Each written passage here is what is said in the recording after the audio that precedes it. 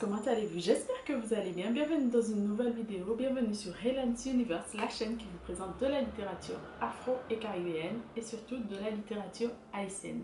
Bienvenue dans une nouvelle vidéo où je vais vous présenter les ouvrages que je souhaite lire pour le mois de mai, qui est le mois destiné donc à l'héritage haïtien. Je suis tellement ravie de ce mois parce qu'on fait pas mal de choses. Je vous laisserai du coup un article que j'ai sur mon blog, que j'ai écrit depuis quelques années, mais ça ne change pas trop, où le 1er mai, on fête un petit peu l'agriculture, pas mal d'autres choses, le travail, ce qui est très important dans la vie quand même. Ensuite, on a pas mal d'autres événements au cours du mois de mai pour fêter également notre héritage, notamment le drapeau et pas mal d'autres choses. Et au niveau spirituel aussi, c'est très important comme moi, le mois de mai. Parce qu'on va fêter, on va dire, une énergie, un loi, une divinité, comme vous voulez, qui s'appelle Zaka en général. Donc cousin Zaka, et c'est vraiment très important. Donc voilà, aujourd'hui j'ai envie de vous présenter les 4 ouvrages que je pense lire pour ce mois et j'espère y arriver parce que je crois que j'ai une petite panne de lecture il y a quelques semaines, voire pendant tout le mois peut-être précédent. Voilà. J'essaie de m'en sortir. Là, je lis un ouvrage que je voulais lire depuis janvier, que j'avais commencé, j'ai recommencé pour terminer. J'espère terminer très bientôt, mais j'aurai l'occasion de vous en parler. Sans plus tarder, on va entrer dans le vif du sujet. J'ai décidé de prendre de la poésie que j'ai acheté le mois décembre, je crois, l'année dernière. En tout cas, c'est paru en décembre. Et c'est donc Ces îles qui marchent de René Philopthèque avec une préface de Lionel Trouillot aux éditions Atlantique Déchaînée qui se présente comme ceci. C'est pas très long, c'est moins de 100 pages et c'est un auteur très important de la littérature haïtienne, du monde du livre, de l'intellect, pas mal de choses. Donc j'ai vraiment envie de lire cet ouvrage. En fait, je pense que je vais devoir prendre mon temps pour le lire. Je l'ai déjà feuilleté, mais je pense que je vais quand même m'y mettre et aller de A à Z cette fois-ci. Donc je mets de la poésie pour pouvoir enchanter le monde un petit peu, ce monde brut, on va dire entre guillemets. Ensuite, un livre que j'ai envie de lire depuis très longtemps, qui est donc Nina, une enfance en Haïti, qui est écrit par, je crois qu'on dit Maid Maurice, aux éditions Les Raisins Verts. Ici, on a un roman autobiographique que j'ai vraiment envie de lire. C'est quelqu'un que j'avais rencontré à un salon du livre et j'ai hâte d'en apprendre davantage sur la vie de cette dame et surtout son enfance.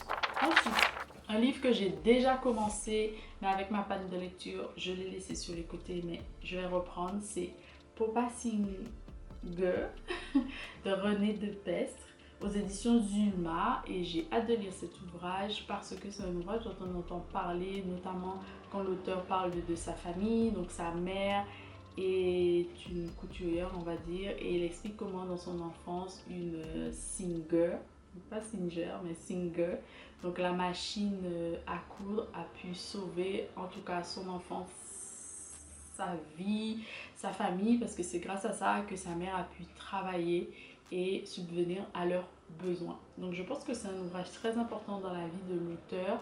Et puis de ce que j'ai commencé, c'est bien, ça raconte la vie de son père, sa mère, comment ils se sont rencontrés en quelque sorte. Un peu un background, on va dire, de la famille en général et surtout des parents.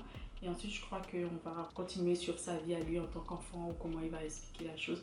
En tout cas, voilà, j'ai hâte de le lire. N'hésitez pas à me dire si vous l'avez déjà lu, si vous connaissez cet ouvrage aussi. Parce que je crois que beaucoup de personnes ont oublié ou n'ont pas connu cet ouvrage.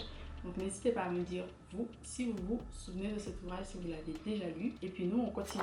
Le dernier ouvrage que j'ai envie de lire, parce que j'ai regardé une série récemment et on a parlé de cet auteur et je me suis dit, mais attends, j'ai un ouvrage de cet auteur et je ne l'ai jamais lu, même si j'en ai entendu parler. Ouais, j'en ai vraiment beaucoup entendu parler et je pense que c'est quelqu'un quand même qui a écrit des choses très intéressantes. Enfin bref, c'est donc Mère Solitude d'Émile Olivier qui se présente comme ceci. Je l'ai ici aux éditions Serpent à Plume, je crois. Oui, collection Motif. C'est une maison d'édition qui n'existe plus, mais ils avaient quand même publié pas mal de choses de la littérature, on va dire, afro et caribéenne, surtout haïtienne en tout cas, que j'ai connue. Et là, j'ai trop envie de lire ce livre. C'était un auteur haïtien qui était exilé à Montréal. Et il parle de l'exil, la solitude et la culpabilité face à Mère Haïti. Donc tout ce que j'aime, déjà l'exil, la solitude aussi, pardon, je pense que c'est un thème qui va revenir quand même dans les choses que je veux lire et dans les choses que je souhaite créer et que je crée.